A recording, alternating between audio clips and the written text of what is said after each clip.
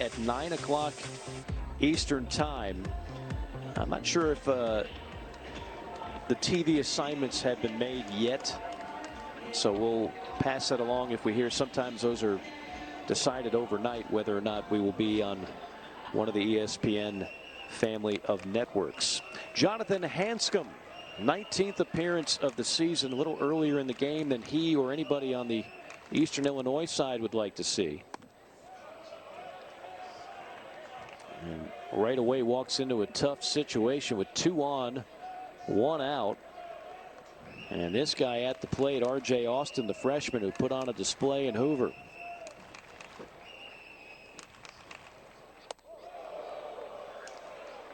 RJ hit a home run in Hoover and then came back the next game and hit an absolute missile that was about 3 inches from being his second home run of the tournament.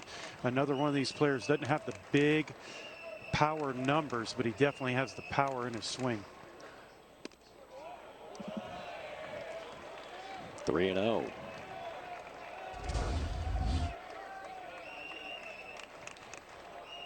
That ain't a bad pitch. If you're a pitcher, No. you want that every single time. But we've seen that strike zone extremely small throughout the NCAA this year.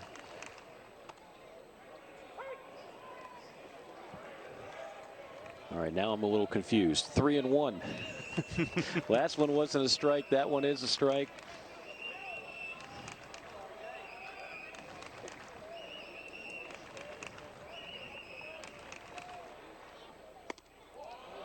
That's ball 4 inside. R.J. Austin will meander to first. Bases are loaded. Sacks packed of Commodores.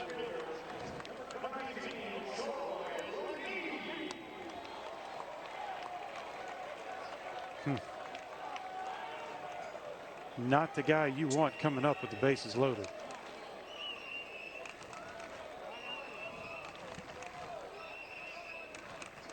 Three home runs in his last 5 starts.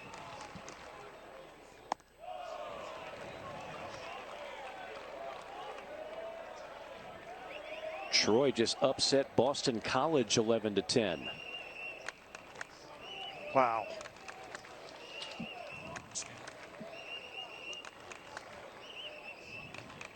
One-0 inside.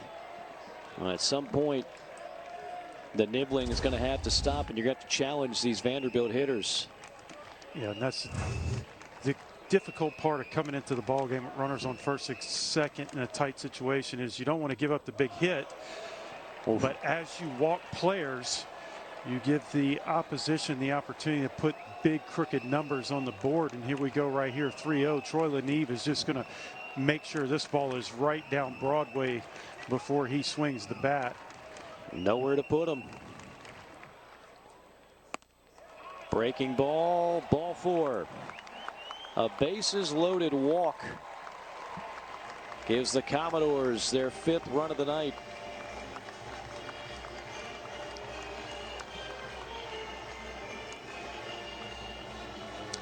It's walks, man.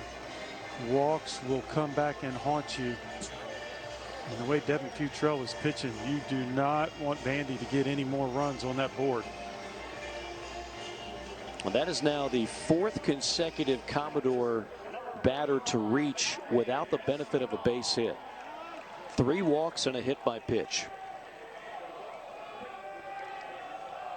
Got to make him earn it.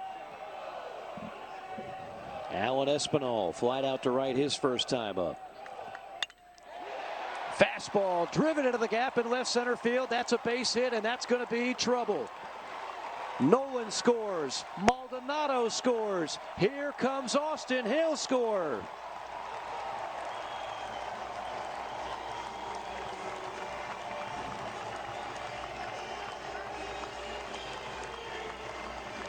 Maldonado, Austin, Leneve all come around. A bases clearing double. Yeah. Love the confidence that Tim Corbin has in his offense and Espinal to give him the green light after we saw a walk, hit batter, walk, and he trusts Espinal enough to let him swing on a fastball right down the middle. and he makes Eastern Illinois pay. 8-1 now here in the third.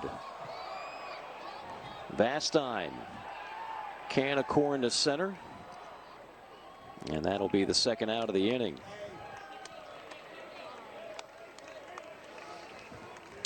We will chat with Vanderbilt skipper Tim Corbin to start off the top of the fourth inning. He'll be in a much better mood after his Commodores will have at least a 7-run lead.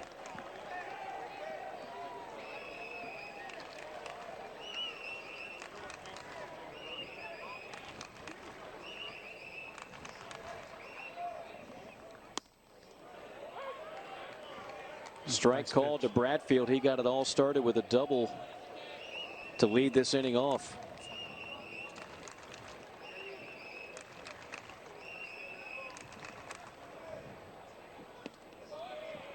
Good pitch. 0-2. Yeah, I like that. Hanscom, 2 backdoor breaking pitches right there. That one was in a perfect spot, down and away off that outside corner.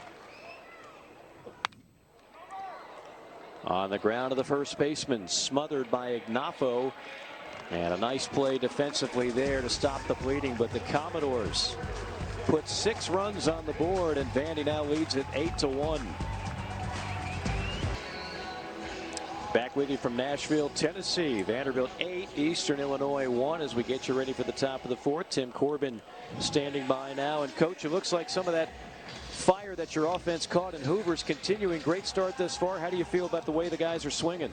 I mean, fine. We're getting on base and we're situationally hit. Guys at the top are getting on base, so that's a good thing. Coach, Devin Futrell seems like he's got a good rhythm going right now. A little rough first inning. Is there anything that you saw him change after that first inning? Well, I just think more use the fastball a little bit more, stay out of the middle of the plate. Those 2 guys at the top are dangerous, but to your point, I think he's gotten a rhythm, and I think he's going pretty good right now. He just needs to find another good inning right here. Tim, we'll let you get back to it. Thank you so much for the time. Thanks, guys.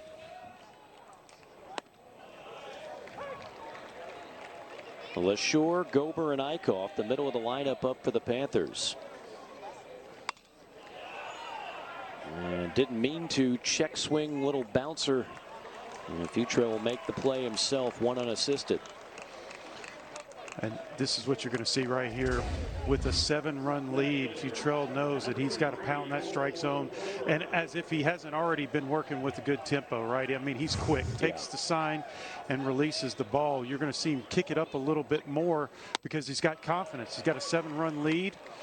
He knows he cannot allow Eastern Illinois back into this ball game via the walker hit batters. So he's going to go right down the heart of the plate. By the way, you mentioned the word tempo. I absolutely loved Tim Corbin's response to our question about the new rules. He said, I love them. He said, everyone has calibrated to it. It's no longer a big deal. There's no, I mean, we haven't seen anybody even come close to getting a violation of any kind with a ball or a strike for taking too long with delaying play. He said it's great for the consumer. You're shaving off 10 to 15 minutes per game that is not necessarily the good part of the game, just a lot of standing around, adjusting gloves, et cetera, et cetera. And he brought up a point that I didn't even think about, and I don't think many people talk about, David. And as a former player, I want to get your thoughts on this. Sometimes we just assume because baseball is not a quote-unquote contact sport that, well, what's an extra 15 minutes a game? It's 15 minutes a game that your body is out there doing something. It's 15 minutes a game that mentally you've got to be locked in. It certainly is helpful to be able to have the players out there not as much over the course of a grueling season. I completely agree. By the way, you're wearing metal spikes. That's not the most comfortable shoes that you can put on your feet, right? So just standing around on the field takes a toll on your back, your legs, your neck. So I love it. Look what we have here. I mean, fans want to see the ball put in play. Fans want to see more action and less walking around. And even Corb said, I don't want to see a guy that's tightening his batting gloves for a good 10, 15 seconds, doing his superstitious moves in between every single pitch. Let's go. Game on, let's go. Let the pitcher give you his best and the batter give you his best. And that's what we've seen in college baseball this year, and it's been awesome. I think it's been a win-win in the college game and in the pro game. 2-2 pitch swung on and missed, and Futrell just carved up the 3 batters he faces in the 4th inning. We go to the bottom of the 4th. We'll chat with Jason Anderson, the Panthers head coach, when we come back.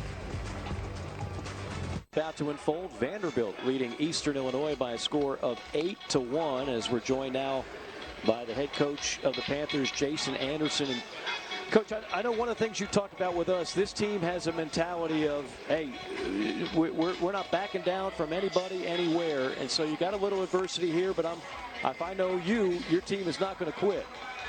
Yeah, this is not where we wanted to be.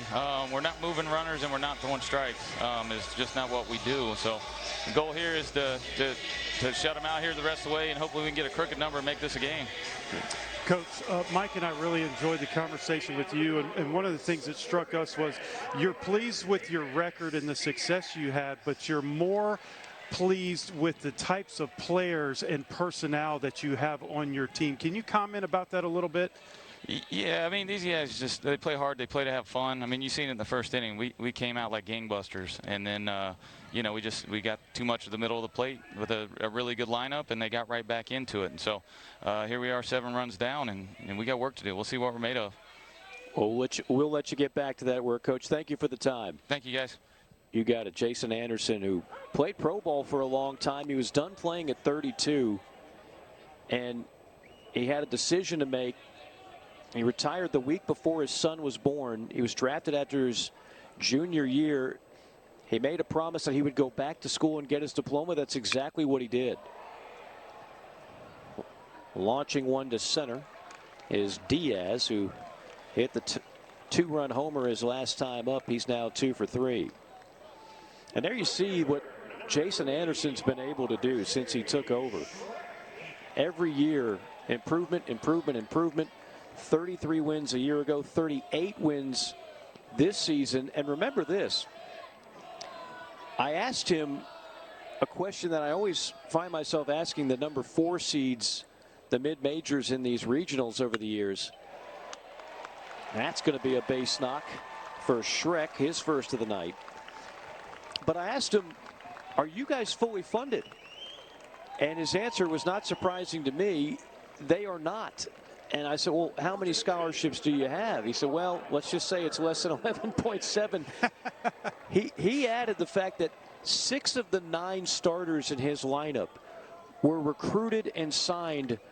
They offered no money. They were essentially walk-ons.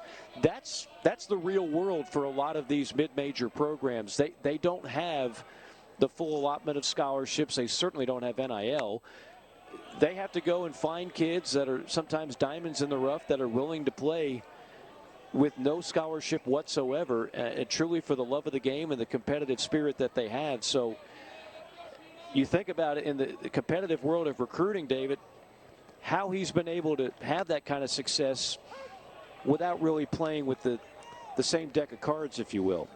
Yeah, he's looking for character, right? And he even said it. We want a bunch of grinders out here. We'll develop players.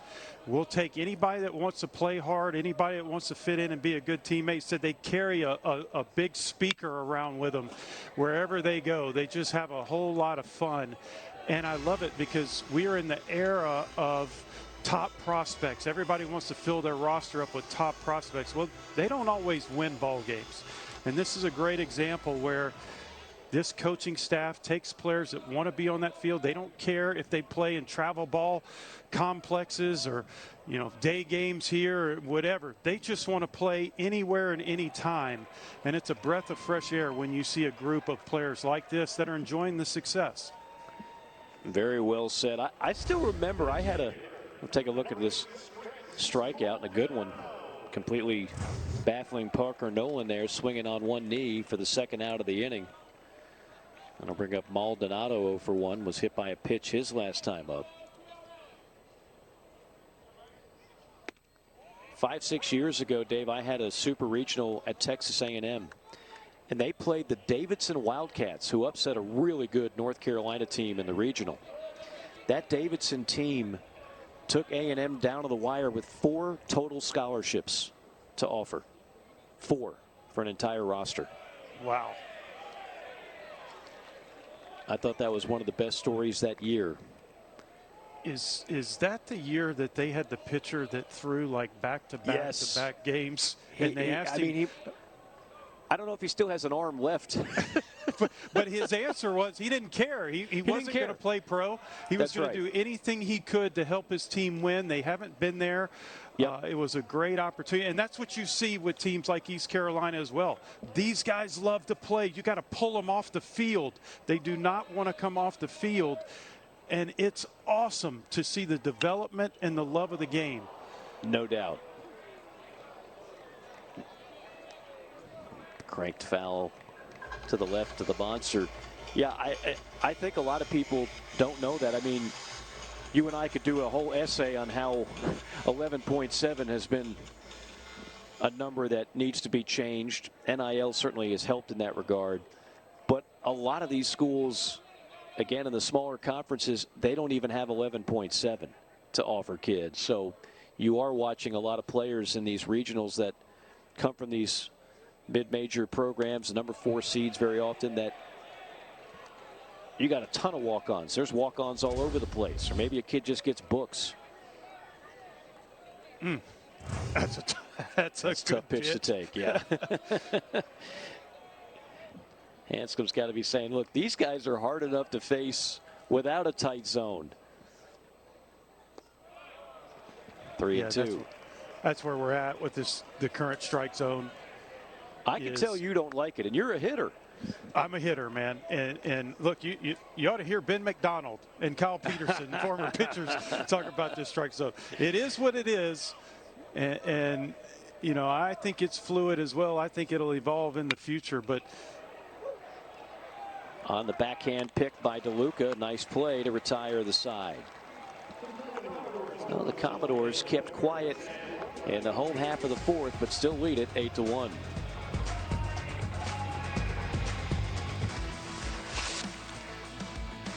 Gang in studio having a lot of fun on Squeeze Play. You can join in on the fun. Just hit that QR code with your phone.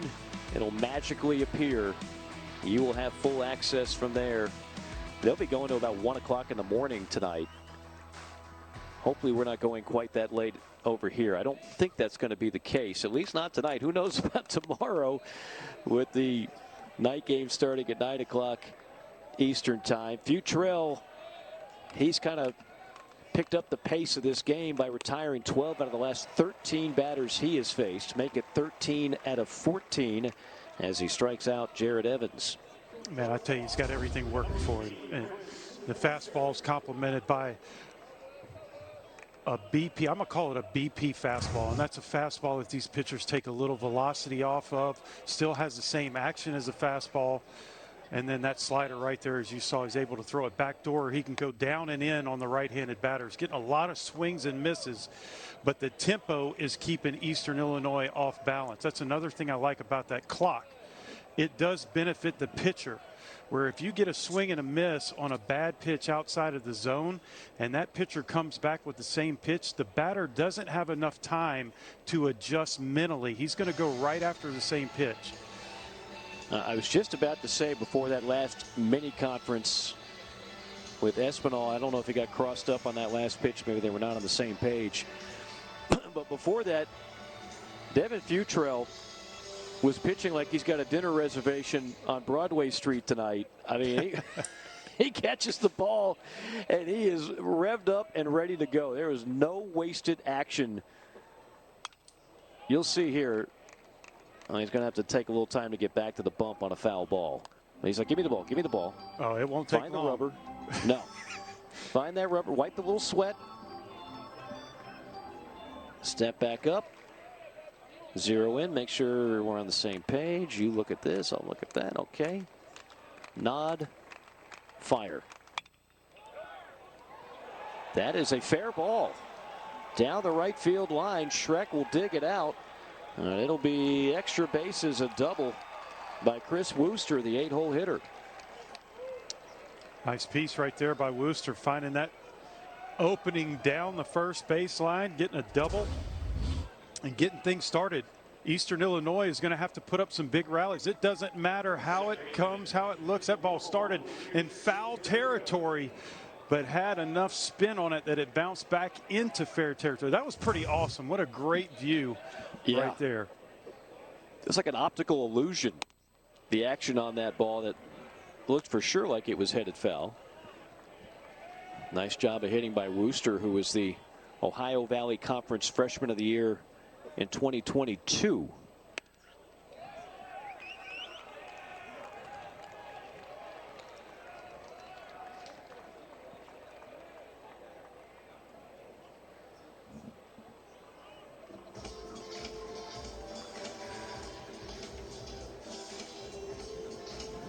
There's Scott Brown. Scott Brown is a guy that might be one of the most recognizable pitching coaches in college baseball.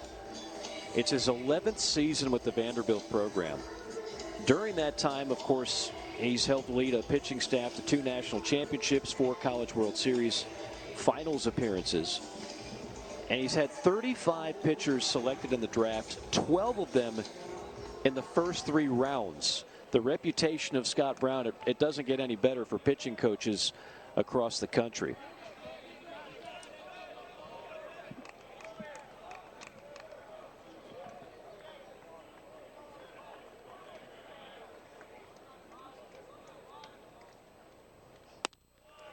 You know, a top-notch pitching coach today, Luch, is making more money than the head coaches used to make when you played.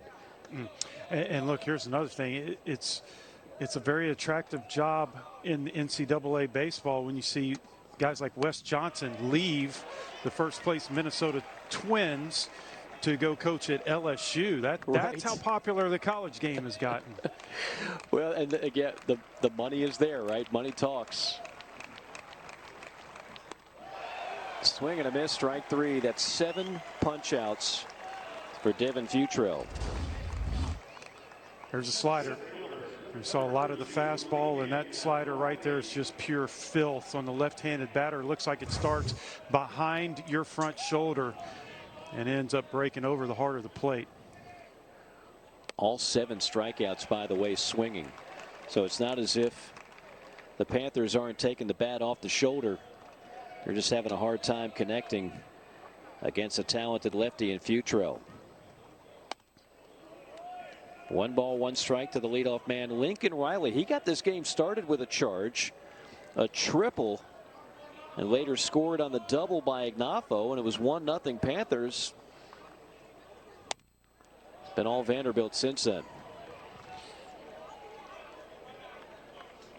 You know, it's kind of interesting. We talked about it in the first game today. Xavier's pitcher, Brant Alazos, first inning was a little rough for him, and then he settled in, much like Devin Futrell.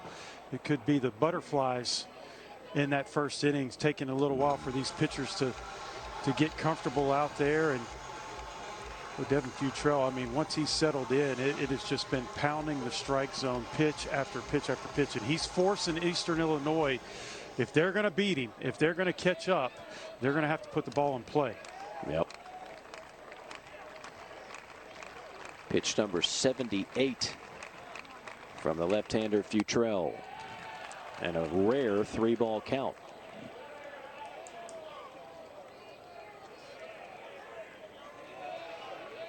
LSU defeated Tulane earlier today, 7-2. Auburn trailing Penn 3-2. That game is in the 6th inning. First 3-ball count winds up being a ground ball to third. High throw, and it spills out of the glove of Noland, and a run is going to score.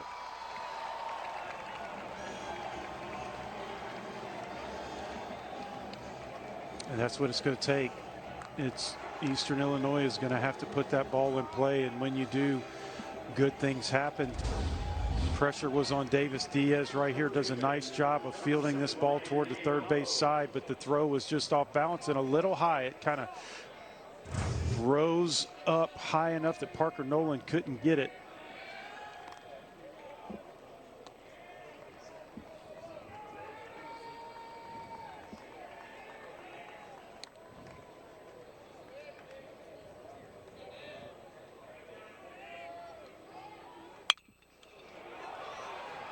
Hard hit ball to left center field off the bat of Ignacio. His second hit of the game. And then a throw is off the line. Then the runner breaks for home and is out of there. A bit of a gamble there by Wooster. And he's gunned down at home plate. By Riley, I beg your pardon. Riley gunned down at home plate. I think he thought the throw got away much farther. Yeah, I like the aggressiveness, though. Eastern Illinois is trying to get runs across the board. This ball did get away. It was in no man's land, but Parker Nolan does a fantastic job of being heads up and firing a strike to Espinal. The NCAA Baseball Regionals are presented by Capital One. What's in your wallet?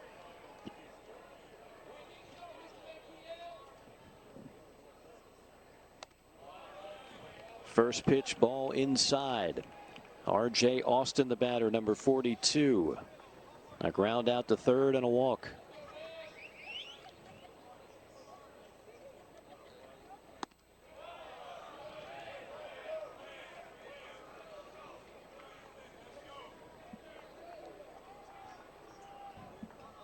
It's another guy Tim Corbin is extremely high on when he talks about R.J. Austin and the future of R.J. Austin. When I asked about whether or not you were surprised at his success as a freshman, he says, no, not at all. No nonsense guy, Dean's List student, low maintenance.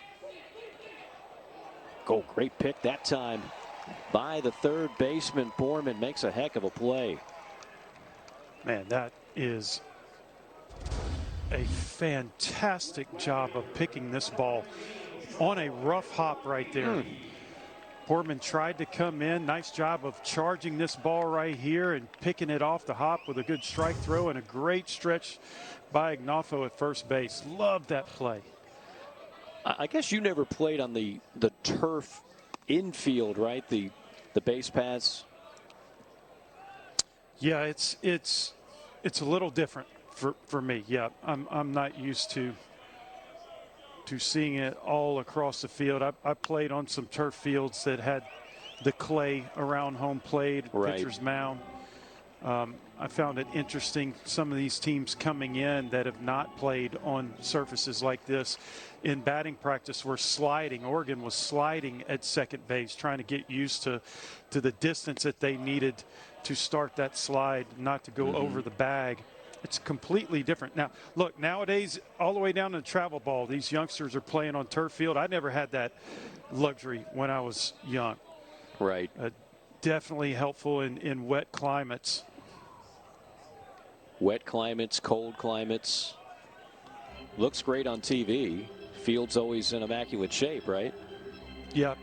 Yeah. I've always wondered, how that, particularly where it's turf across the board, how that is different for the infielders. This pitch hit into right field off of one knee that time by Leneve, and when it's going well, it's going awfully well for Troy Leneve. He's reached all three times. Yeah, I think the ball looks the size of that full moon that we showed earlier in this ball game to Troy Leneve, and just get the barrel on the ball. I love the way that he stays through the strike zone. The good level swing allows him, even though he's way out front on that ball, he keeps the barrel all the way through until the point of contact to still hit a line drive. Espinal had the big bases clearing double his last time up. To go back to Leneve, a long road to get to the point now where he's finally healthy. Had shoulder surgery in the summer. He was hurt in February. Couldn't throw the ball till April. He's basically a half of a player on the roster for much of the season, and now he's finally pain-free and can just go out there and do what he was meant to do, which is crush baseballs, and certainly a more than serviceable left fielder as well. And it kind of changed the complexion of this lineup. It complements the slugger R.J. Schreck at the top. Parker Nolan's got some juice as well, but now you have to be fearful from top to bottom, as all of these guys are potential power threats.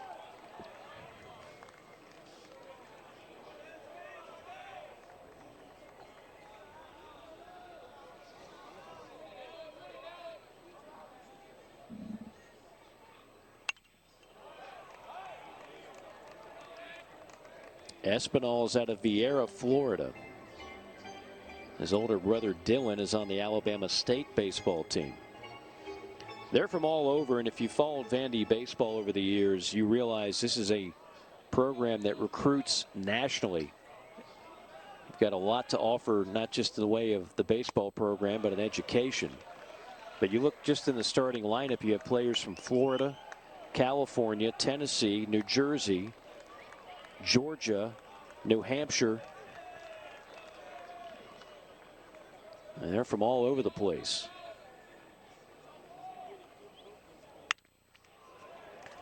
My first kind of introduction to Tim Corbin was when he was an assistant under Jack Leggett when Clemson was having a heck of a run. Of course, they got a heck of a team this year.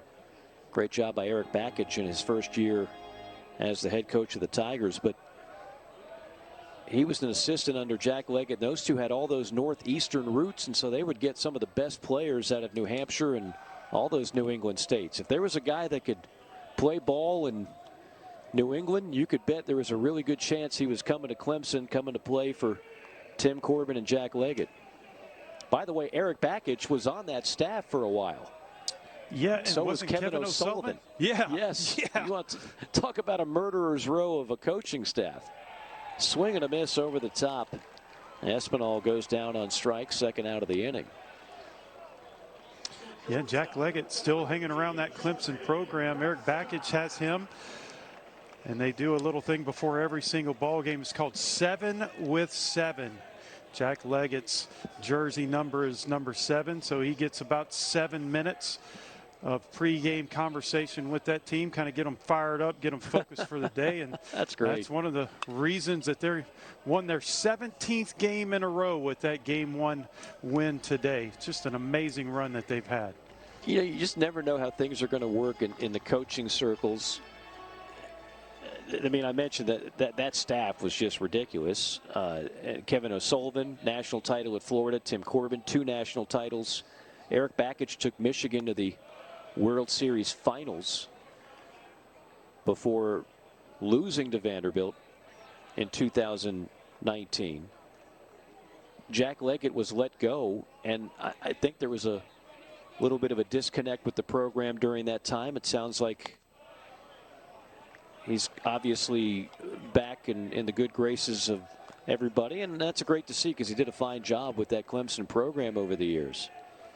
And Monty Lee took over that job, and he was the hot assistant at South Carolina, then was coached college at Charleston to a super regional. And then he gets let go, and now he's an assistant at South Carolina who's back having a great year. They won today in convincing fashion, and he's helping the Gamecocks try to get back to Omaha. So it's fun to just watch the movement of these coaches. One of the few solid things that you could put down in the books. It's like death, taxes, and Tim Corbin's going to have another good team at Vanderbilt. It wasn't long ago that opposing teams couldn't wait to go to Nashville to play the Commodores. You could mark that on your schedule that you were going to walk out of there with series win or a sweep. And Corbs came in and turned it around in a hurry. Now it's one of the most feared programs in the country. 9-hole hitter is Jonathan Vastine.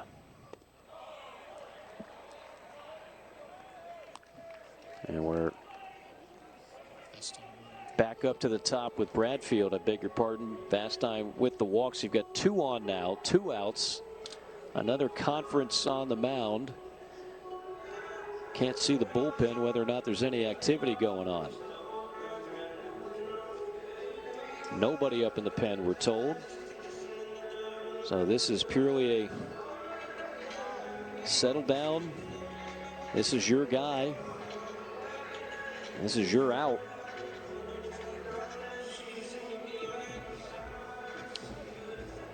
I love this. I love this meeting right here, and it shows a lot about the character that we see. And Coach Anderson did more listening than he did talking right there. Just wanted to hear how his pitcher was feeling. Hanscom made him feel comfortable enough to keep him in the ball game, and just a really good guy, man. I mean, that's why he gets so much out of his players.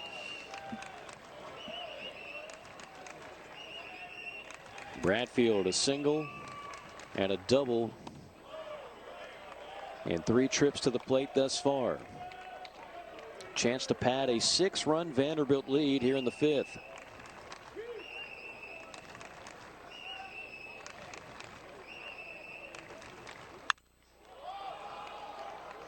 Popped up, shallow left.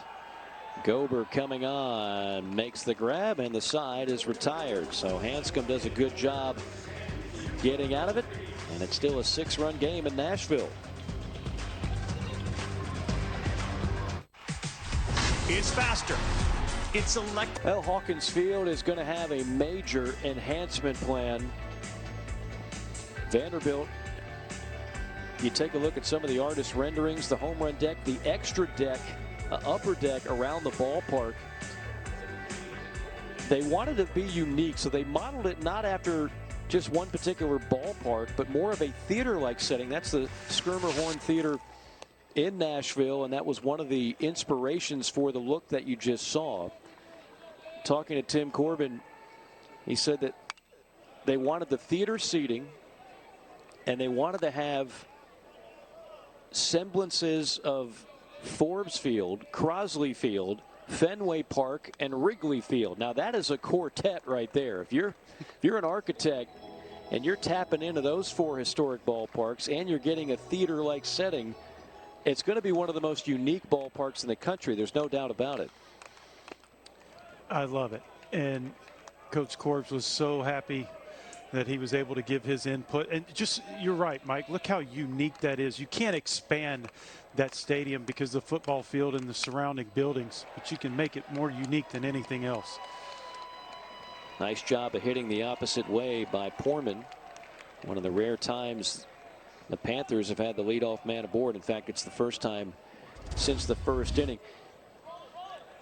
Good piece of hitting. This is a ball that's well elevated over that outside corner. He does a great job of keeping his barrel above the ball. There was no uppercut on that swing. Because he did, he was able to hit a backspin line drive the other way. You bring up a great point for those that have never had the opportunity to go to a game at Hawkins Field or seen the Vanderbilt campus. It's a gorgeous campus, and of course Nashville has become one of the hottest cities in the country. But you're a little bit landlocked. You don't have the luxury of a Starkville or maybe even an Oxford where you can just kind of build until your heart's content. You're kind of wedged in there, and so you have to be a little more creative if you're going to maximize the space that you have. And Vanderbilt is one of the smaller schools in the SEC, so there's no guarantee even if you had a huge ballpark, you're going to get what an LSU or Mississippi State does when they're rolling along. But I think the most important part, we're seeing this trend in football stadiums and basketball arenas, bigger is not always better. There's nothing worse than empty seats, and so if you know what a realistic amount of fans are for your games and you know what fits with the land that you have, make it work. And I think that's exactly the plan that they have. Shore with a base knock. That's back-to-back singles now, and you wonder, with 90 pitches under the belt, if Futrell's running out of gas a little bit. Yeah, I think Vanderbilt would love to see him get through this inning right here. And look, he's a ground ball away from 2 outs with that solid defense behind him. But man, if he can make it out of here, and I think this right here is just to kind of give the bullpen a little opportunity to start getting loose. Nobody's running around. They're not in a hurry out there. But it would definitely save the pen if he can eat up this last inning. I believe that was Riley and Schultz warming up. And if you're talking about bullpen strength and depth, as usual, Vandy's got it. And that's not even including their closer, Nick Maldonado, who leads the way with 8 saves and a 1.45 ERA.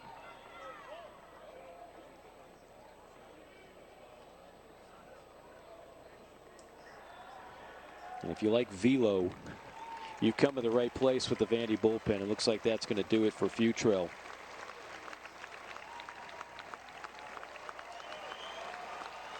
Started off bumpy, then started just dominating, and has cooled off here in the 6th inning. He'll give way with 2 on, nobody out, and the Commodores holding on to a 6-run lead.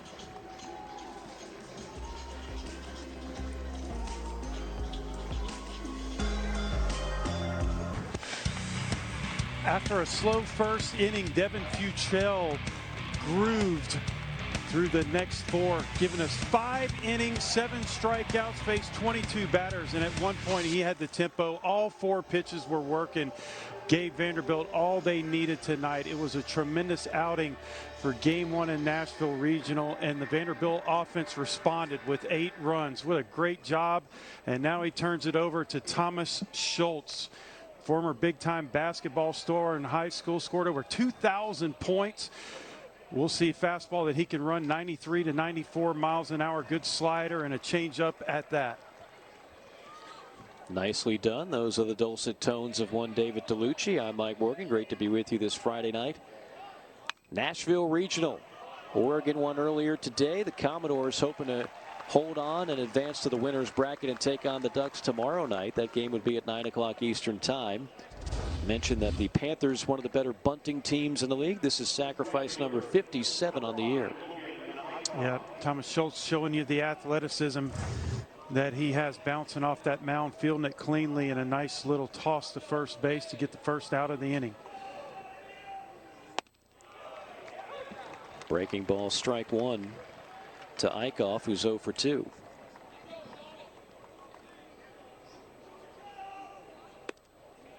The fun really starts when we see Patrick Riley, right? That's when the radar gun hits triple digits. Yeah, man. And I mean, look, when that bullpen door opens up, you're going to see guys that come in throwing 93 to 95 throughout that staff. But Patrick Riley can light it up, triple digits at will.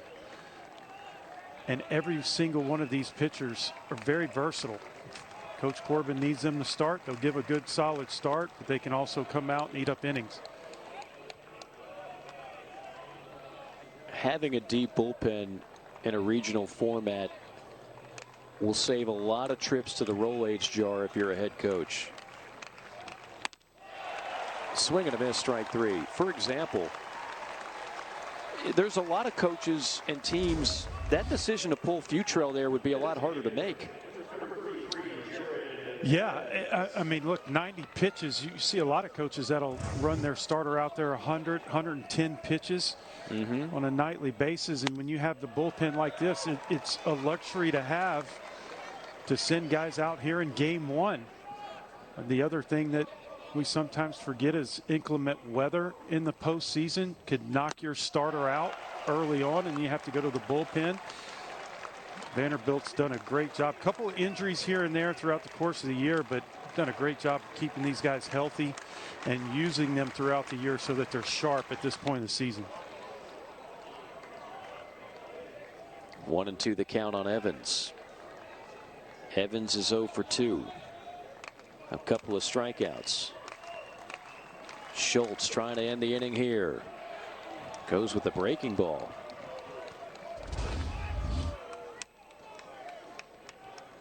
Yeah, boy, that's a slider. Tried to backdoor just a little too low, but count was in his favor. He can throw that away. There's the gas, but it misses inside. Full count. Went backdoor slider and then fastball up and in about belt high. Stay with the heat here. I would go right back to it. There it is, but it misses inside. Ball 4. Well, if Eastern Illinois is going to make things interesting tonight, you get the feeling they got to cash in here. Yeah, it's a team that will battle you to the very last out, but this situation right here, you have to take advantage what's given to you. Bases loaded, good opportunity for them to answer back, try to chip away at that 6-run lead. It's going to be Chris Wooster for the Panthers. He had a triple in his last at bat. That last walk to Evans, by the way, the first by a Vandy pitcher tonight.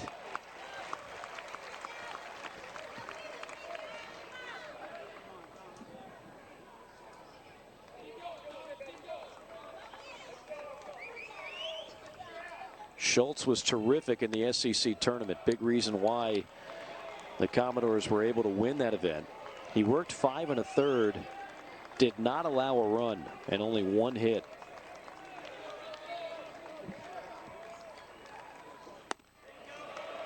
That one burns the outside corner for strike 2. That's a fastball, heavy fastball on the outside corner. 2-2 count right here.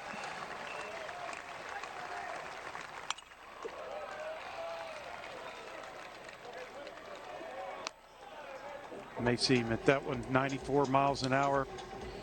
May seem try to elevate it just a little bit more, try to get the swing and miss.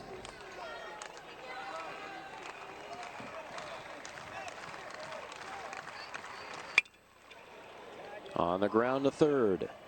Diaz up with it. Goes the short route to Austin for the 3rd out, and the side is retired.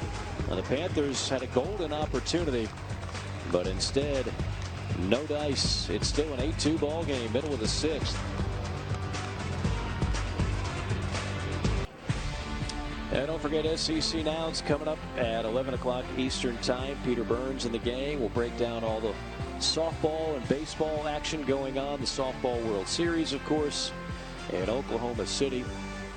And 16 regionals of baseball to talk about, containing 10 SEC teams, 8 of them playing on their home field, including the Vanderbilt Commodores, the number 6 overall seed, who lead it 8-2 here in the home half.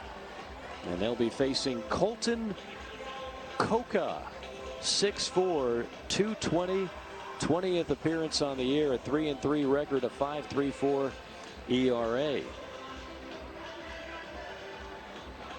Your job right now when you come out of relief in this situation is keep your team in the ball game. Throw strikes. You're still within striking distance. Vanderbilt's up by 6, but we saw this last inning. Bases were juiced. Eastern Illinois had an opportunity to chip away, but the game is not over. Try to keep your team in. Try to keep your defense involved.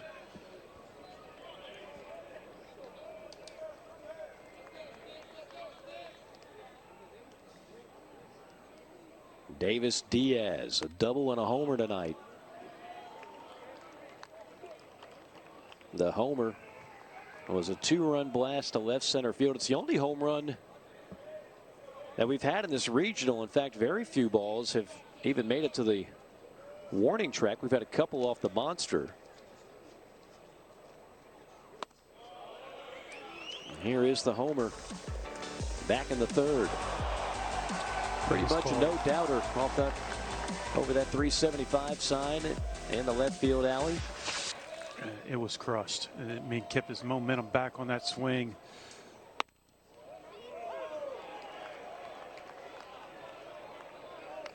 He was drafted in the 12th round in the 2021 draft by an organization I know you're familiar with, Arizona Diamondbacks. Know a little bit about them. I was a Diamondback in purple back from '98 to 2003. Since then, they've changed their colors. Whenever we pop back on camera, you can display that World Series trophy again. I would require that every inning, once an inning in my contract if I had one of those. Bullet to third, a bobble by Poorman, picks it up and still makes the play. Great recovery by the third baseman, Colton Poorman. Well, he's made some good plays, man.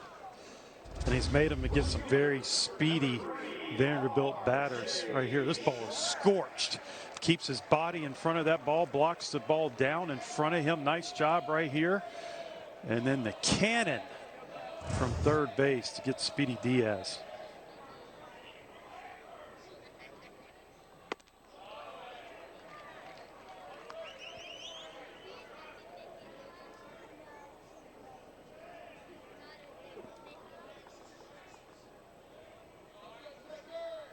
R.J. Schreck.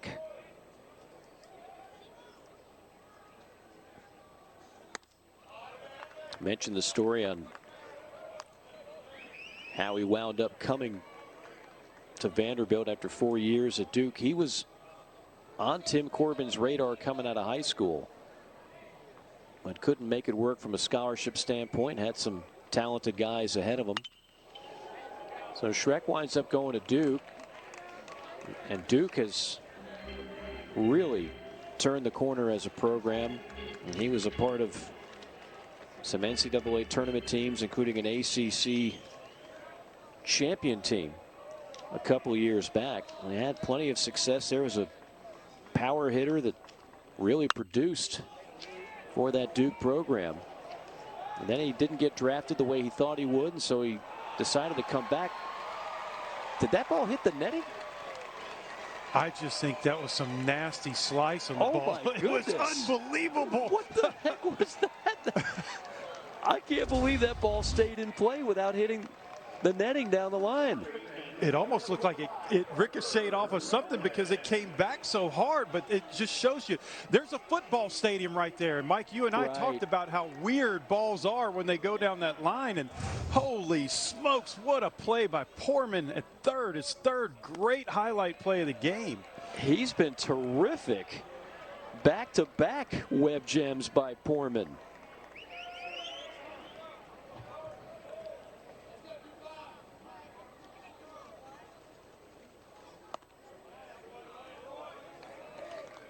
It's not like there's a gusting wind that all of a sudden blew that ball back in play.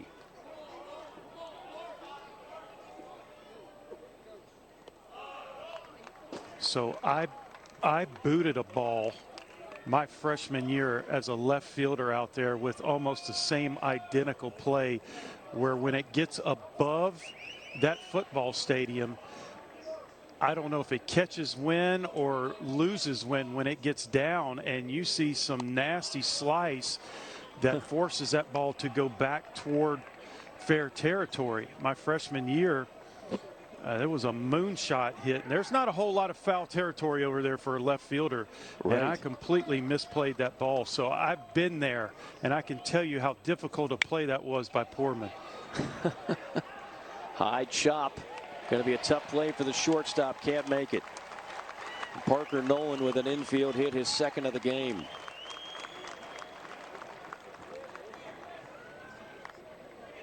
Wooster gave it a Blue Star effort, but off the turf on a high bounce, had to wait for it to come down before he could rifle to first.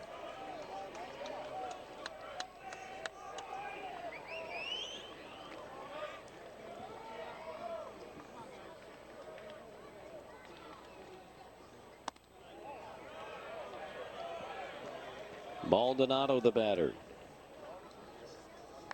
Maldonado's 0 for 2. You have three Commodores who are still in search of their first hit. Maldonado did reach. He got hit by a pitch in the third inning. That was the inning of the game. Vanderbilt put 6 runs on the board off Kai Hampton. And at that point, led it 8-1. It's now 8-2. This game was just kind of cruising along, and then we hit a pothole somewhere around the 5th inning, and even with the pitch clock, it has slowed down considerably.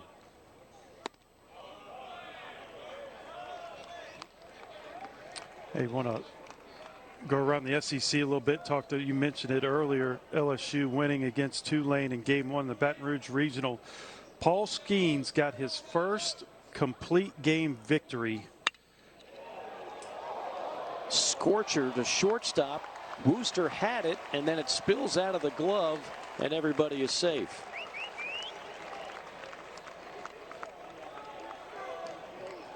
Well, this ball was crushed. Absolutely hit on the nose. That's got to be a hit, right? Yeah, it absolutely has to be. Good job by Wooster to stay in front of that ball. That's infield is not for sissies, especially on that side, that third base shortstop side. Those balls coming at you hot off that turf. It is called a hit officially, so Maldonado has his first hit of the night. 10 hits now for the Commodores. back to Paul Skeens. He now, during the course of this year, has thrown 99 and a third innings, has 179 strikeouts.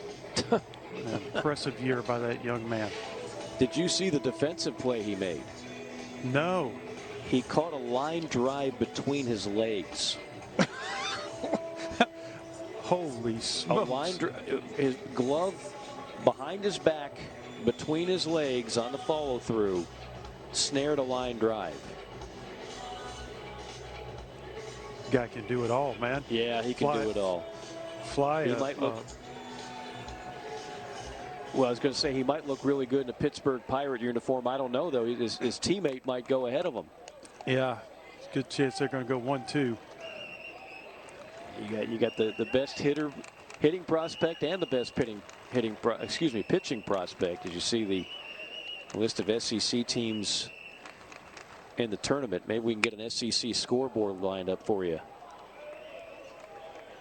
I loved earlier in the year that was an interview because Wes Johnson taught him how to throw a curveball in about 2 days. And somebody was asking him how difficult it was to go out there and pitch and learn new pitches. And he said, I was flying a fighter jet last year at 9 Gs. Learning how to throw a curveball is a piece of cake. Yeah, he was one of the prized transfers this year in the portal out of Air Force. And boy, has he made his presence known for LSU.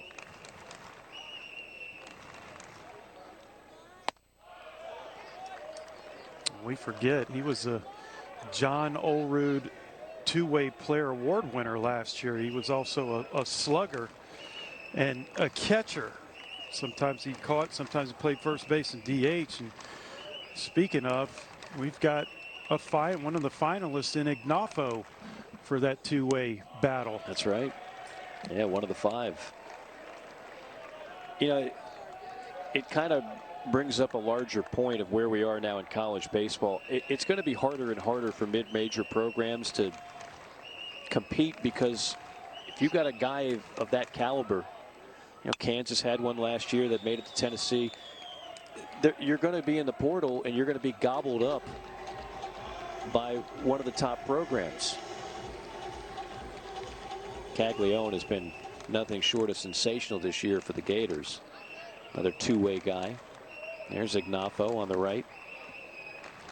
It's a good group right there, man. I got to call a game with Caden Grice as well, first baseman, big slugger, also power pitcher. I'll take those 3 guys any day. Build a team around them. Fastball right here, up and in. As a batter, you don't expect it up there. You get your foot down early. These balls are getting after 90+ miles an hour. It gets on you in a hurry. I still love the two-way players. You've got one of them in Major League Baseball. That's about it. Shohei Ohtani is the closest thing to Babe Ruth that we've seen in our lifetime, but nobody else fits that category. You still have those kind of guys in college. Yeah. Jack Caglione is the closest to Ohtani. I saw where they projected Ohtani's contract could be worth $600 million. Can you believe that? That's unbelievable. Well, you add an all-star caliber bat with an all-star caliber arm, and you put those two salaries together, it's probably not far off. 1-1 upstairs to Troy Leneve, who just continues his torrid pace now. 2 singles and a walk, 3 homers, 10 runs driven in his last 5 starts. Nowhere to put him. A 2-1 count. Here it comes. And a home run cut, 2-2. He's swinging. And the Commodores, when they get in hitters' counts, I mean, they are coming unglued. They're looking for pitches over the heart of the plate. And they're not missing many right there. He was just a hair off of hitting that ball a long way.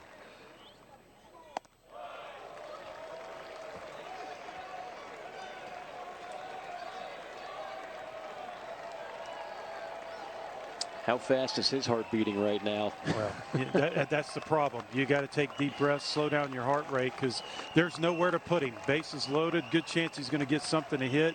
Don't try to be too big right here. Swing and a miss, strike 3. Got him. Leneve can't believe it. And the Commodores come up empty. Nice damage control by Cota.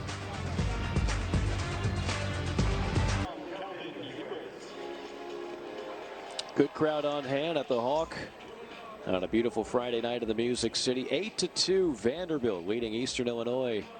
The Panthers from the Ohio Valley Conference. Calvin Hewitt is the new left fielder for the Commodores. So Leneve's night is done.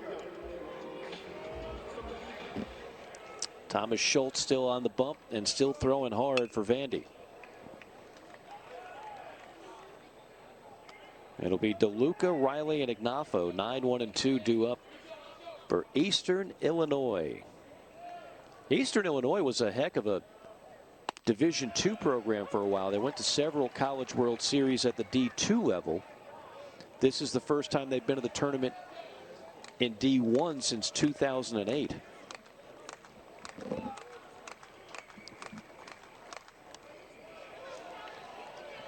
And it's a program that has improved every single year and still getting better and better.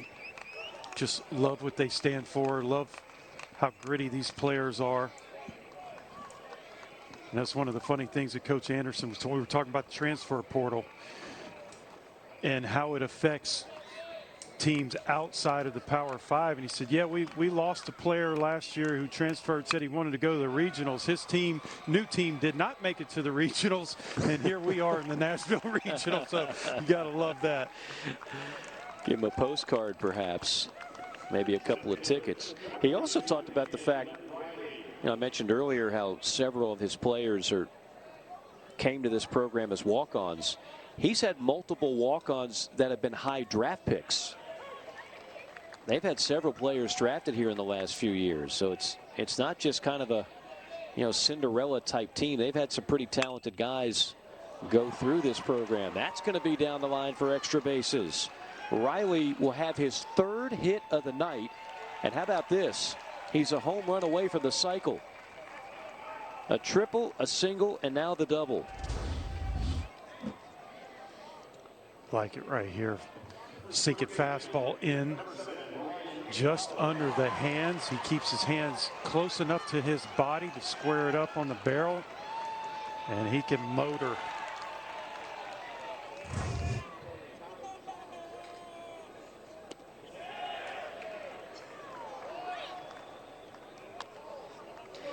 You know what? I'm going to have to take back what I just said. I had him down for a single in the 5th. They called that an error on the throw from the 3rd baseman. So he is not a home run away from the cycle. Lincoln, I was looking out for you, man. I scored a hit for you. He would take it. He would gladly take that hit. But I'm not the official scorer. Well, he still can have a couple ABs left to get that. Well, that's true. It's not out of reach. We're only in the 7th. This guy could certainly do some more damage. Ignafo's already got 2 hits. I mean, top of their order has been terrific. Riley's 3 for 4. Ignafo's 2 for 3. Borman's got a base hit. LaShore's got a base hit.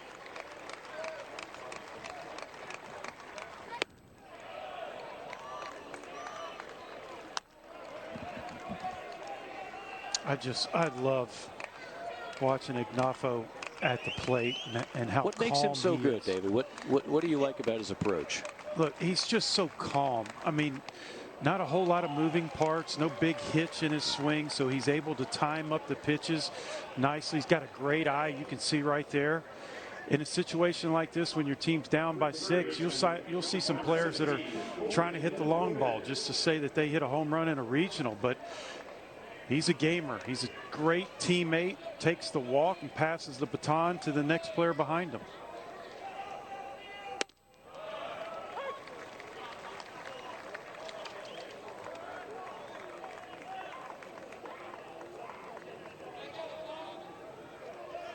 5.5-hour bus ride for Eastern Illinois to get to this ballpark. This could be two. On the second for one. Over to first. Double play. A rare twin killing turned into this ball game, and that will retire the side for the Panthers. Nice job by Schultz to induce the ground ball. Yeah, Davis Diaz with the athletic catch right here. And R.J. Austin, the freshman, showing even more athleticism to catch the ball and fire strike to first base. Vanderbilt coming up to hit. Little stretch, and we have made it to the bottom of the seventh. The Commodores trying to add a little insurance to an 8-2 lead.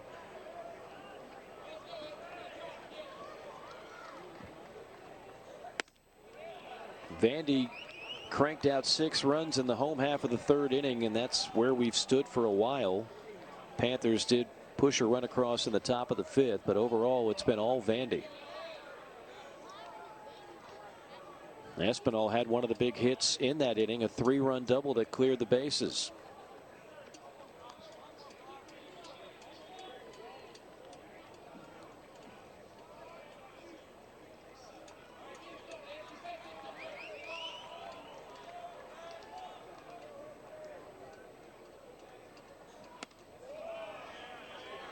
We'll go around that SEC real quick. Kentucky got the game 1 victory over Ball State in their first ever shutout in a regional. That's a staff that likes to pound the strike zone. Interesting offense.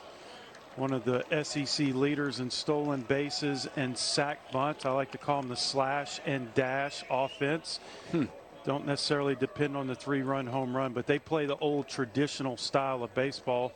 Good to see the Cats get off to a victory. Arkansas, game 1 victory, 13-6. So important for these teams to win that first game for confidence. But throughout the course the past dozen years, 93% of the regional winners won their first game. Good to get that win under your belt. No doubt. No, it's a different story in the Supers. That percentage of winning game 1 isn't quite as high, and of course that's not double elimination in a 4-team format. That's just best 2 out of 3 like a regular series. But winning game 1 of the regional is so big. The advantages are innumerable. I mean, number 1, of course, you're going to have to play fewer games. You don't have to play the early game the next day. You lose this game, you got to be ready to play fairly early, although not as early as some of the other brackets would have you. And some of them started as early as noon. Tomorrow's game will start at 2 o'clock local time, Central Time. And then you got to use more arms. You got to fight with your backs against the wall. It can be done. We've seen it happen, but it's awfully difficult. Well, look no further than LSU throwing Paul Skeens against a Tulane team that had 40 losses, right? You know, and yeah. Skeens goes a complete game and saves the bullpen. A lot of people question that move. You know, you can pitch off, but if you do and you lose, you'll never forgive yourself. This ball is cranked deep right center field, backing and gone. Jonathan Vastine with his first hit of the night, and it's a big fly, a 2-run shot.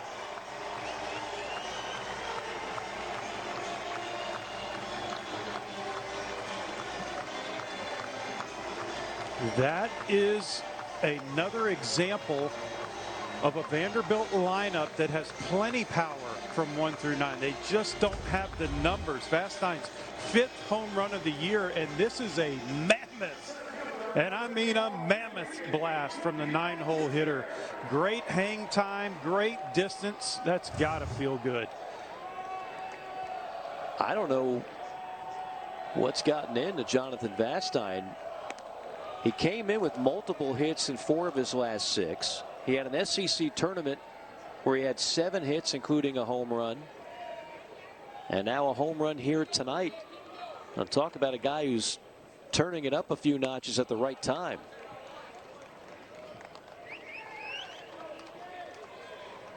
And a good-looking quaff as well. That's some good salad. I tell you, I'm envious. Boy, there's a lot of potential head and shoulders candidates over there. This ball's roped as well. Bradfield turns on one.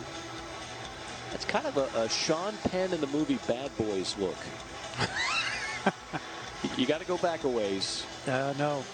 You got to go back a ways. It was on cable the other night, so it's fresh in my mind. Trust me on this, folks. 2-1 to Bradfield. It's not the Bad Boys with Will Smith and Martin Lawrence. Much different movie. Not nearly as funny. Yeah. Yep. I don't think I'm old enough to have seen the Bad Boys you're talking about. Oh, it's. I'm just kidding, Dave. You gotta. And I saw it when I was far too young to see it, but it's a good rental. Is that a broken bat? Bradfield has one with sink and a diving catch by Eichhoff. Let's take a look at this bat here. That is a bad bat, is what that is. We got a broken bat, folks.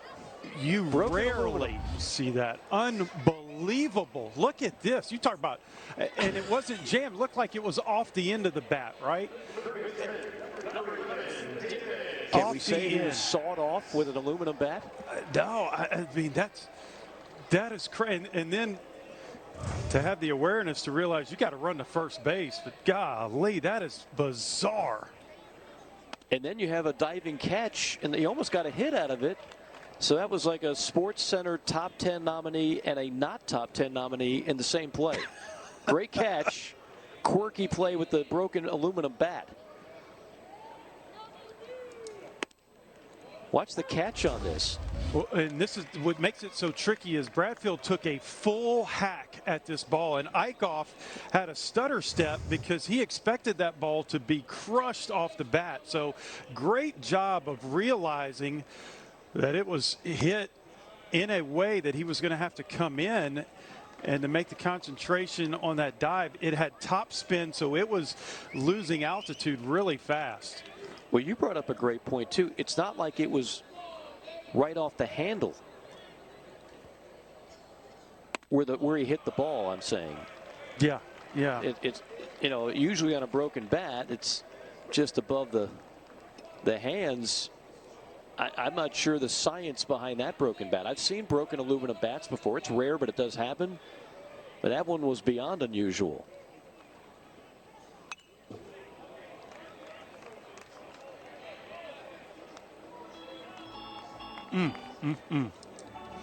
Hadn't seen that in a while. Saw it a bunch, like you said, with wooden bats. But I mean, you know what they say: see something new every day. We've seen a couple new things, especially in Game 1 with Riku and some of the antics that he had at home plate. Thought he was going to bring a wooden bat to the plate a couple times.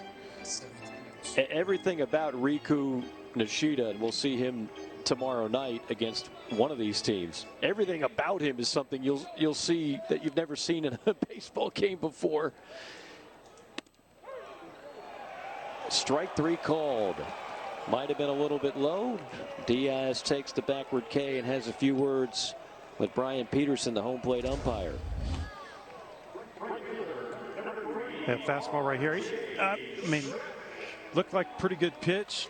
I know hitters don't like this pitch being called, but it was definitely over the plate, about knee high. That's the perfect pitch that you want if you're a pitcher with 2 strikes. And Cota is going to exit stage right with 2 outs here in the 7th. Another Eastern Illinois hurler we'll tell you about when we come back here in the 7th inning. 10-2, Commodores in the lead.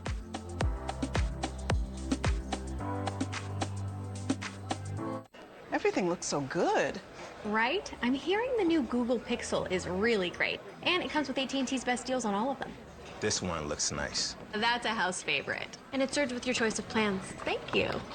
There's got to be a catch. No catch. And no trade-in required either. Oh. How do you know all this? I come here a lot. Love the service. At AT&T, new and existing customers can choose any Google Pixel with your choice of plans and always get our best deal. Swimming takes a combination of effort and focus. Every breath, every stroke, every movement must be deliberate. One day you realize, instead of feeling tired, you feel strong. That's what Regions Private Wealth Management provides. We're intentional about every detail of your financial plan, so you can embrace life's moments while planning for your future.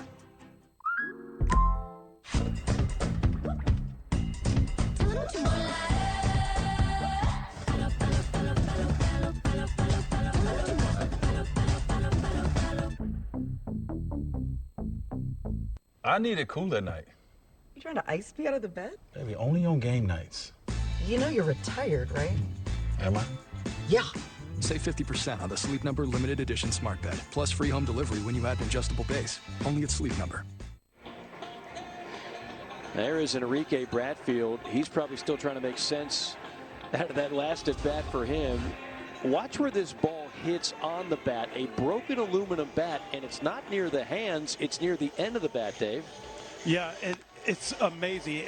He basically hit it off the cap of the bat is what he did. He doesn't know where the ball went. He knows something flew behind him, so he turns and looks. There's so much force being put in the swing that he loses his balance. He's going to the dugout, and then he realized the ball is actually in fair territory. He must have had 70 things going through his mind in a split second. And nearly got a base hit out of it had it not been for a great diving catch by Eichhoff, the right fielder, had the presence of mind after he started back on the ball to immediately sprint forward and make the play. One pitch, one out to retire the side, but how about Jonathan Vastine? A little yard work, right center field. Commodores in control, up 10-2.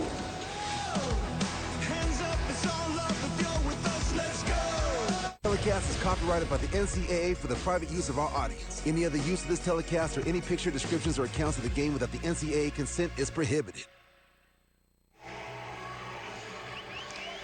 We promised it, we promoted it, and now we display it. It's the SEC scoreboard, everybody. Kentucky a winner over Ball State, LSU over Tulane, Arkansas still one of my favorites to go deep into this postseason, defeating Santa Clara.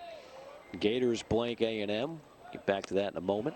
First the pitch to LaSure. The catcher is cut on and missed. Schultz still on the bump for Vandy.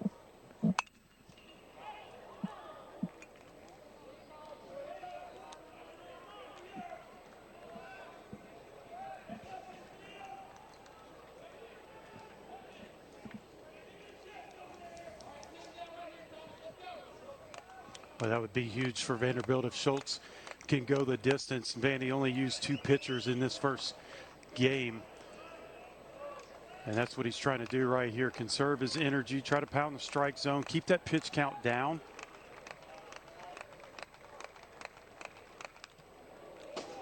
By the way, speaking of SEC scores, Penn from the Ivy League just went up on Auburn 5-3 in the 11th. That's at Plainsman Park.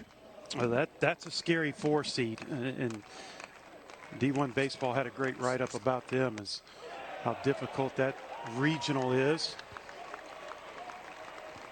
Backward K, LaSure buckled on the breaking ball. It's now 6-3 Auburn in the 11th inning.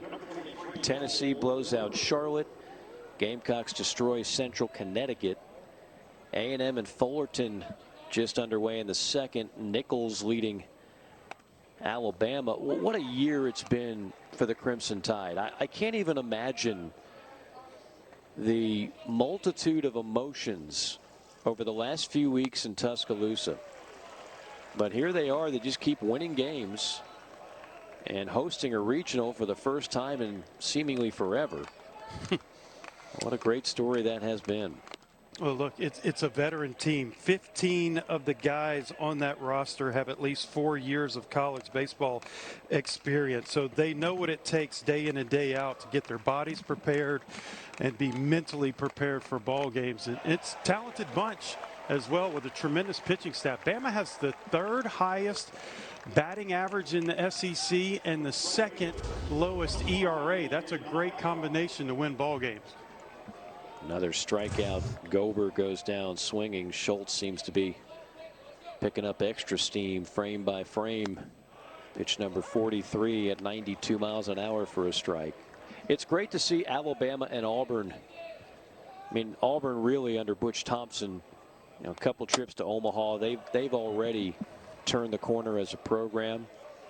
Alabama seems to be doing the same thing. Of course, everybody will be wondering, what's the coaching situation going to look like at the end of the year? Do they make a change? If so, where do they go? There's rumors all over the place, as you would expect. But for so many years, Dave, you and I watched that great state. They love the game of baseball. There's a ton of high school talent in Alabama. But for various reasons, both those programs were hitting the skids at the same time and had major droughts for the World Series. Bama still hasn't been since '99. Auburn hadn't been since '97 before they made it in 2019. And so you got both those programs going high. Mississippi's had back-to-back national champions with Ole Miss and Mississippi State. Tennessee has had a renaissance under Tony Vitale. And oh, by the way, Kentucky's hosting a regional. There's a strike, and that is a strike out of the side for Thomas Schultz. Can't even finish the story the way he pitched that inning. Have yourself a 1-2-3. Thomas Schultz, 10-2. Vanderbilt still in the lead.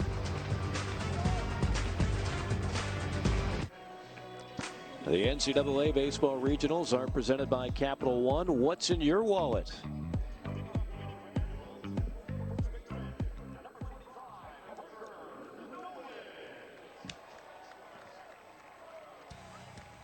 Commodores up to bat here in the bottom of the 8th. Trying to add a little insurance to an 8-run lead. It'll be the middle of the order due up for Vandy. Nolan, Maldonado, and R.J. Austin. Parker Nolan is 2 for 3 tonight, plus a walk.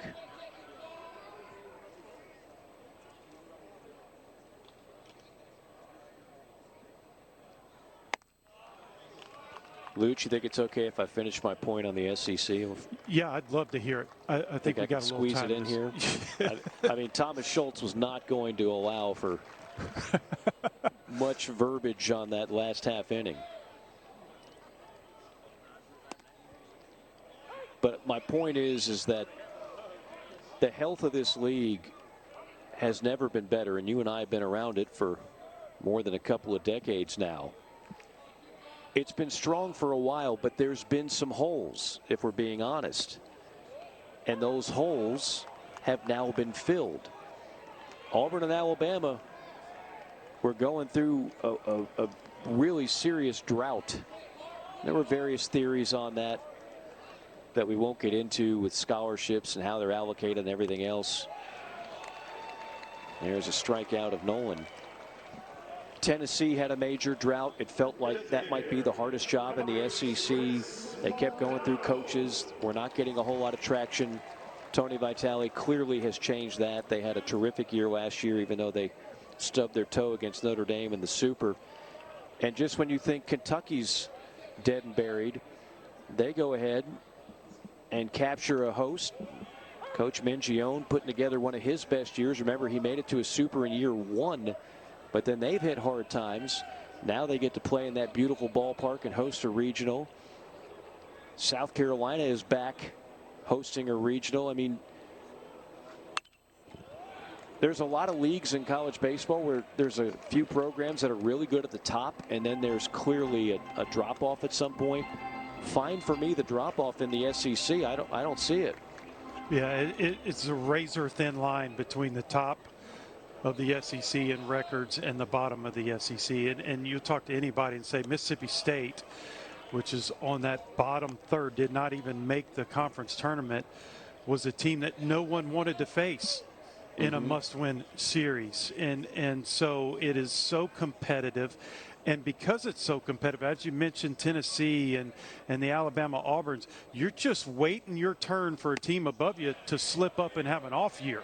And we saw the Mississippi schools do that. And with that off year, you get leaped over by Auburn and Alabama, and even on that east side, the Tennessee has made a resurgence. And it's incredible the strength of that conference and how attractive it is for young players all across the country, not even in high school, but also currently in college, to want to transfer and play over there. Play in front of Mississippi State had 16,420 fans at a ball game this year. Who wouldn't want to play in front of that? Right. Yeah, Duty Noble Field is, I mean, it's second to none. The facilities in this league are second to none, and you and I have watched the transformation. Again, the bottom has risen to the top. It's no longer just a few teams with a major commitment to baseball and facilities. It's virtually across the board. And I would add one other thing. You know, we got a couple of coaching changes that we'll see in this league, including Georgia. Georgia's a sleeping giant. I mean, I live in Atlanta, and I'm telling you, there is so much talent within 100 miles of Athens that eventually they're going to figure it out. David Perno took them to 3 College World Series. They're going to be back there before long. I'm just convinced of it. Yeah, and they're willing to sink some money into that baseball stadium and the facilities, right? And that's what you have to do across the Southeastern Conference to keep up with the teams at the top. Vanderbilt is going to make a huge improvement. It's going to be incredible for the fan base and the youngsters coming in. Georgia's going to follow suit. Arkansas is always ahead of the pack, setting the tone for everybody else. Ole Miss has improvements coming. It's just an awesome conference. A lot of top-tier talent that goes there. And you better be willing to spend some money and recruit heavily across the nation if you want to compete. And the payoff is, of course, I mean, you go through that grind and you're going to take losses. You're not running through that gauntlet and winning every series. But the payoff is you're battle tested when you get to Omaha.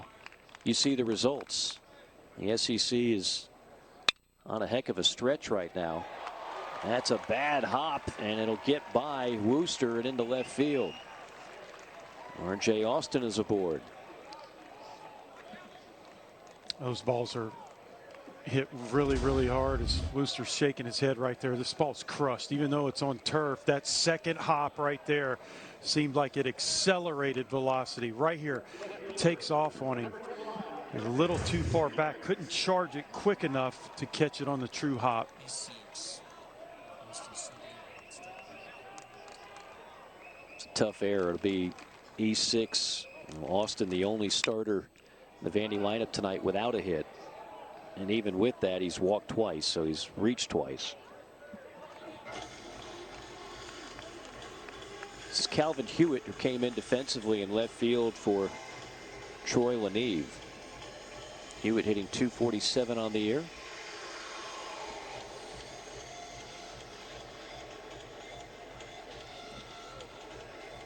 You know, Tim Corbin brought up a good point about one of the few advantages of going through the injuries on the mound that they've had here of late.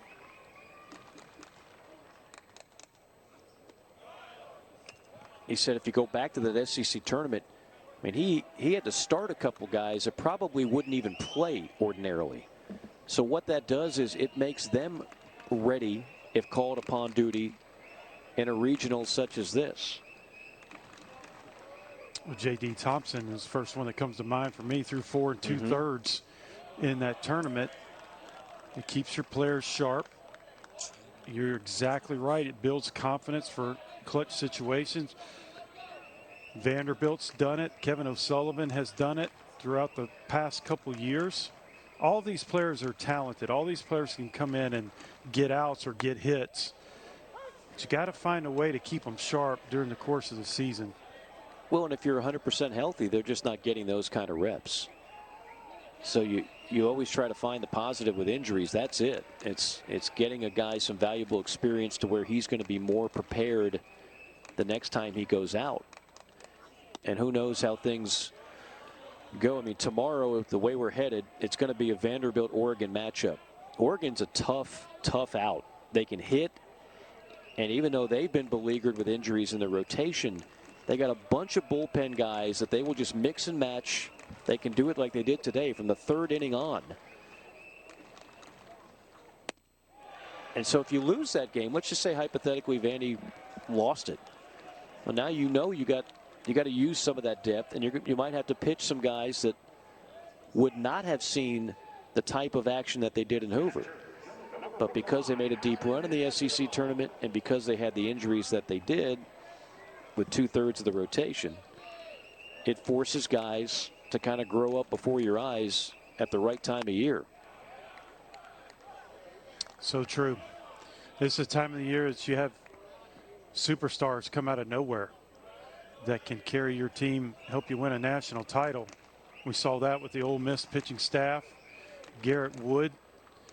Ole Miss played clutch third base for Ole Miss in the regional, super regional. Didn't have a whole lot of playing time before that.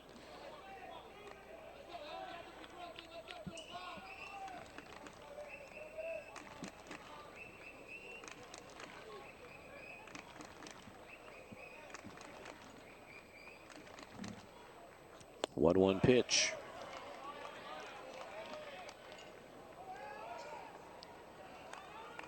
Again, for Vandy tomorrow, the starter is expected to be Hunter Owen. Talented left-hander, but because he's still working his way back from injury, there's going to be a limit to how long he can be out there. The bullpen will certainly play a role. This is a Baltimore chop, and it's going to get through.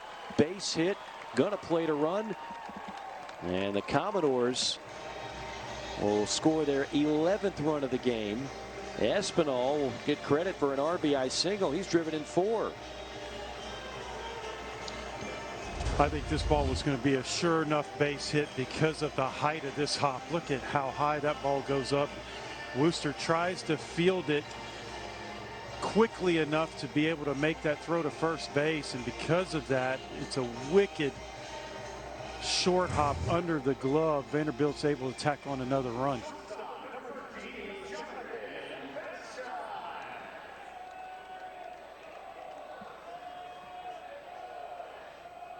Vastine homered his last time up.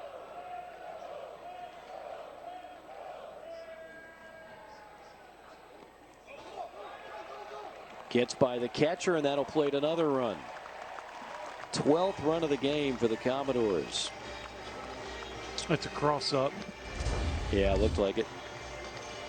Right here, you can tell anytime the catcher gets fooled that badly, it's a cross up. Probably have a little short meeting right here to make sure Malatestenik and LeSure are on the same page. Don't want that to happen again.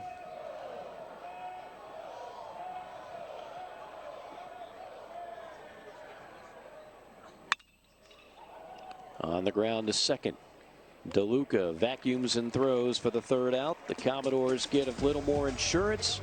It's a 12-2 ball game. We head of the ninth, 3 outs away from the winner's bracket for the Commodores.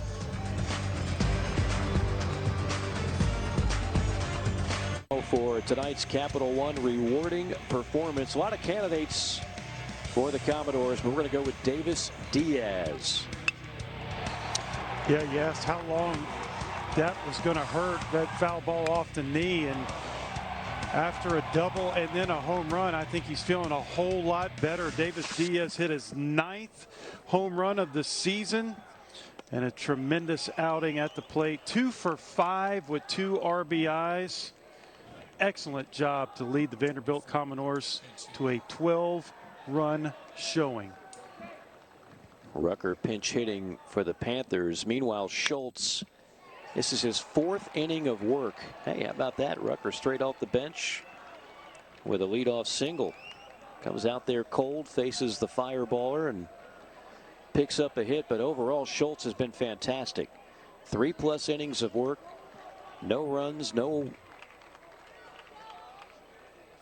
runs, just 1 hit and 4 strikeouts.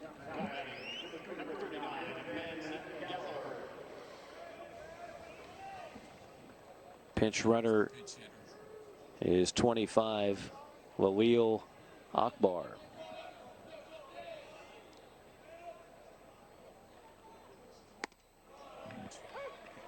And a pinch hitter as well, so we're getting everybody in now. There's Akbar, the pinch runner. And looks like 39 is the pinch hitter. That's Ben Gallagher, a backup catcher, a senior. To second, step on the bag for one. Austin fires to first, double play. I mean, look, we highlighted R.J. Austin's hot streak at the plate as of late. His defensive ability is exceptional. Athleticism and the wherewithal to know that he's close enough to the bag to take it himself and turn around and fire a strike to first base for the double play. Pinch hitter DeLello, the final hope for the Panthers, looks at strike one. Thomas Schultz, and we gave the MVP to Davis Diaz, but I'll tell you what, Thomas Schultz should have his name somewhere on the trophy as well. If he can get the out here, that'll be 4 scoreless innings in relief for the Commodores. 0-2 pitch. Vandy will take on Oregon tomorrow night. That'll be at 9 o'clock Eastern time. And the winner's bracket, little SEC Pac-12 showdown.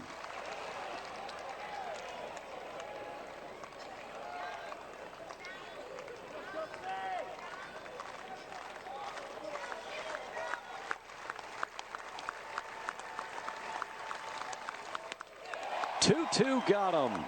What a performance out of the pen by Thomas Schultz. And puts the finishing touches on a 10-run Vanderbilt victory. 12-2 your final score. Dave DeLucci, your final thoughts. Well, Vanderbilt looked great. I mean, offensively scored 12 runs on 13 hits, showing the offensive power that they have. Not a whole lot of people have seen. And then on the mound, Devin Futrell, after a rough first inning, was tremendous for 5 innings. And Thomas Schultz coming in, as you said, Mike, 4 innings of shutdown baseball. Vanderbilt